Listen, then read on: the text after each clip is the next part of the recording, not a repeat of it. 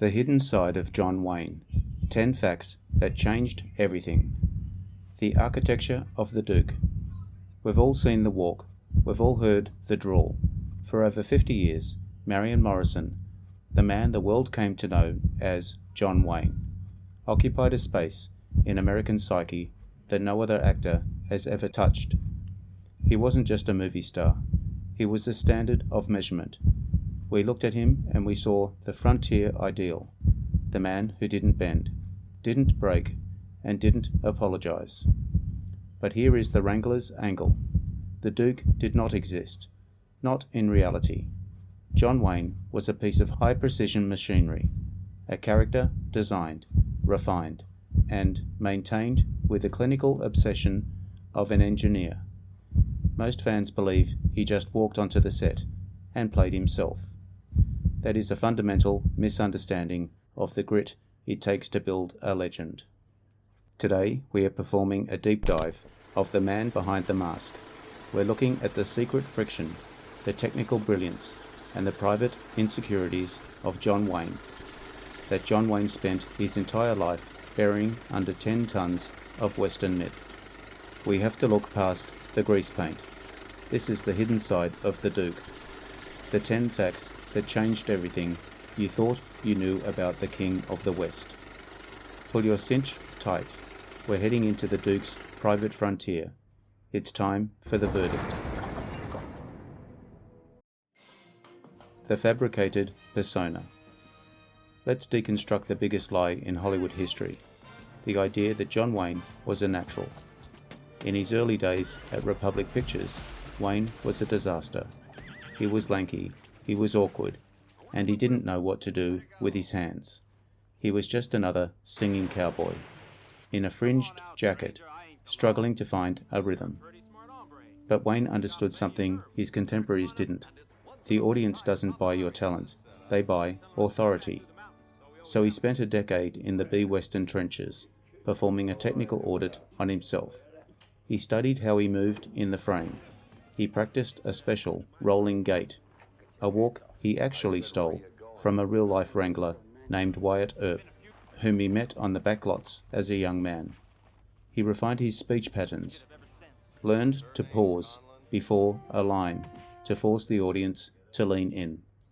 By the time he reached the A-list, the Duke was a carefully built creation. Every squint of the eyes, every hitch of the gun belt, and every tilt of the hat was a calculated maneuver. He wasn't playing himself. He was amplifying the most dominant parts of his personality into a larger-than-life figure. He worked harder at acting than almost any other star in history. But his greatest trick was making you believe he wasn't working at all. He manufactured a natural persona through 10,000 hours of deliberate practice. That is the density of the Duke's commitment.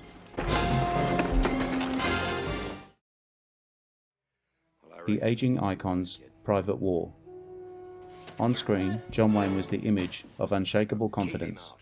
But as the 1960s rolled in, a new enemy appeared that he couldn't outshoot: time. Wayne was intensely, almost pathologically sensitive about getting older. He understood that his entire career, his billion-dollar brand, was tied to the image of the peak alpha male. If that image cracked, the empire would fall. He became a master of the technical camouflage. He spent hours with cinematographers, auditing camera angles and lighting setups. He wouldn't allow low-angle shots that emphasized a sagging jawline. He demanded wardrobe choices, like the high-collared shirts and the signature neckerchiefs, specifically designed to hide the signs of aging in his neck. This wasn't vanity, it was brand management. He hated scenes that made him appear frail. He began gravitating towards roles that emphasized experience and authority, rather than youthful romance. He knew he couldn't play the suitor anymore, so he became the patriarch. He shifted the narrative of the West to fit his own physical reality. Behind the scenes, he was a man in a constant state of anxiety, worrying that one bad shot would reveal the mortal man underneath the legend. He fought a 20-year war against the clock, and for the most part, he won. The Ghost of Ethan Edwards. Most actors leave a character at the studio gate. John Wayne didn't. In 1956, he played Ethan Edwards in The Searchers, a character that was darker, more racist, and more psychologically fractured than anything he had ever attempted. It was a risk that nearly broke his career, as fans weren't sure they wanted to see the Duke as a villain. But the role stayed with him. He realized that Ethan Edwards was the most real person he had ever portrayed, a man defined by loss and obsession, rather than simple heroism. He was so deeply connected to his performance that he later named his youngest son Ethan Wayne. Think about the density of that tribute. Out of hundreds of roles, Ethan Edwards was the one he chose to carry into his private family legacy. It suggests that Wayne recognized the dark side within himself. He used The Searchers to audit his own capacity for anger and isolation. Critics consider it his greatest performance because it's the only time we see the Duke truly vulnerable, truly hateful, and truly alone. He didn't just play Ethan Edwards, he recognized him in the mirror. The Camera Master. Here is the fact that usually shocks modern audiences. John Wayne was one of the most technically proficient filmmakers in Hollywood history. Directors like John Ford and Howard Hawks frequently noted that Duke understood camera lenses better than some of the cinematographers. He knew exactly which lens was on the camera and how much space he occupied in the frame. He understood the physics of visual storytelling. Co-stars often complained that Wayne would steal a scene without saying a single word. How? By subtly shifting his weight or repositioning his body 2 inches to the left, forcing the camera's focal point to stay on him. This wasn't arrogance, it was technical mastery. After decades in front of the lens, Wayne understood audience psychology.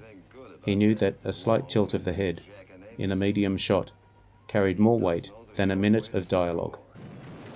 He was a strategic screen performer who used the tools of the trade to command attention. He didn't just show up and act. He audited the entire visual field to ensure the Duke remained the center of the universe. The friction of true grit. Wayne occasionally used real-world friction to sharpen the edges of a performance. The best example is the 1969 film True Grit. Wayne was a veteran of the old-school studio system, where the star was king and the director was God. Then came Kim Darby, a new Hollywood actress with a completely different approach to the craft. The two didn't just clash, they vibrated with mutual irritation. Darby found Wayne's methods antiquated. Wayne found Darby's method acting pretentious and distracting. But instead of bearing the tension, Wayne channeled it into Rooster Cogburn. Every time you see Rooster looking genuinely annoyed at Matty Ross, you aren't seeing acting, you're seeing John Wayne's actual frustration with a co-star who wouldn't play by his rules. The result was an authentic, crackling energy that won him his only Academy Award. He performed an emotional audit of the set and used the static to fuel the character. It's a masterclass in using reality to strengthen a myth. He turned a difficult working relationship into a legendary dynamic through sheer professional grit. The final stand of The Shootist. By the time 1976 rolled around, John Wayne knew the end was coming. His health was a wreck. He was living on one lung and a heart that was tired of the fight. The Shootist was his final western, and the studio wanted to turn it into a sentimental farewell tribute. They wanted soft lighting and a weeping score. Wayne fought them tooth and nail. He refused to let J.B. Brooks, a character dying of cancer, just as Wayne was, become a figure of pity. He insisted that the character remained dangerous, professional, and lethal until the very last frame. He audited the script and stripped out the sentimentality. He understood his audience didn't come to see the Duke die. They came to see the Duke finish the job. The Shootist is one of the most dignified final acts in cinema, because Wayne used his own mortality as a technical tool. He didn't hide the pain. He used it to give J.B. Books a gravity that no other actor could replicate. It was the ultimate Wrangler's verdict. He went out on his own terms, refusing to trade his grit for a cheap tear.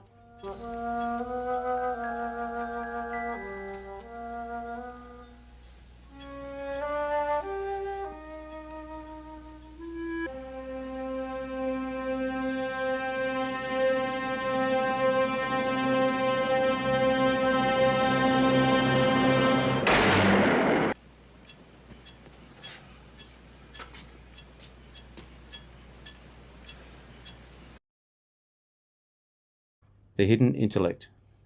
This is the fact that critics hate to admit. John Wayne was likely the smartest person in the room, on almost every set he ever occupied. The simple cowboy image was just another part of the mask. In reality, Wayne was a voracious reader, a chess master, and a student of production economics. He frequently argued with directors, not because of ego, but because he understood audience pacing better than they did. He would question dialogue that felt un-Western, and he would challenge story structures that he felt were drifting away from the core emotional payoff. He was deeply involved in the editing room, often providing the final audit on a film's rhythm. Directors like John Ford respected him because Wayne could spot a script problem 10 miles away. He understood marketing, he understood distribution, and he understood the product of the Western. While critics dismissed him as a simple star, he was actually a strategic producer who operated at the highest levels of industry intelligence. He let you believe he was a simple man, so that when he won the argument, you'd think it was just common sense. The perfectionist self-reflection. John Wayne was his own hardest critic. He had a perfectionist streak that bordered on the obsessive. After a screening, he wouldn't celebrate the success. He would sit in the dark and audit every mistake. He would fixate on a line delivery that was 2 frames too slow, or a reaction that felt forced. Friends recalled him discussing scenes from films made 20 years prior, still wishing he could go back and do it right. This internal audit is what drove his longevity. He never reached a point where he felt he had mastered the craft. Even at 70 years old, he was still looking for ways to refine the Duke. He was terrified of becoming a parody of himself. This drive, this relentless self-scrutiny, is the grit that kept him at the top of the box office for 4 decades. He wasn't competing with other actors. He was competing with the ideal of the Duke. He was a man who lived in a state of constant self-evaluation, always trying to bridge the gap. The High Noon Veto. One of the most famous feuds in Western history wasn't between 2 people. It was between 2 philosophies. John Wayne hated the film High Noon. He thought it was un-American and a betrayal of the Western hero. He couldn't stand the idea of a lawman, played by his friend Gary Cooper, walking around town begging for help. To Wayne, the code of the West meant self-reliance. If the town won't help you, you stand alone and you die in the street. You don't ask for a hand. His reaction was so strong that he collaborated with Howard Hawks to make Rio Bravo as a direct technical veto of High Noon. In Rio Bravo, when people offer to help the sheriff, he turns them down, saying, if they're not good enough, they'll only get in the way. This was Wayne's manifesto. He used a multi-million-dollar production to perform a psychological audit on the genre itself. He wasn't just making a movie, he was defending a way of life. It's the ultimate example of how much power he wielded. He could reshape the entire genre just to prove a point about grit. The Wrangler's final verdict. So who was John Wayne? Was he the rugged hero of the plains? Or was he the strategic, anxious, and brilliant architect of his own myth? The truth is both. You cannot build a legend like the Duke by being a simple man. You build it through an endless cycle of self-auditing, technical mastery, and the unshakable commitment to a code that you invented for yourself.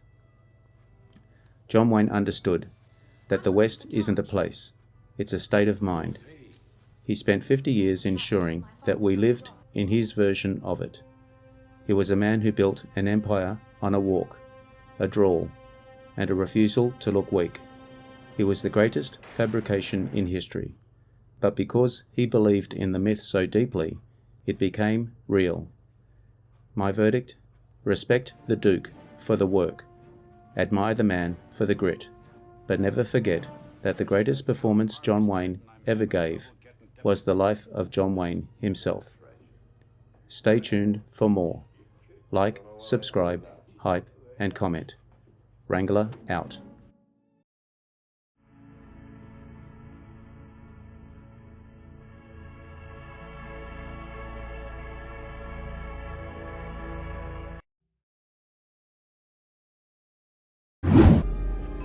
The channel for westerns and more.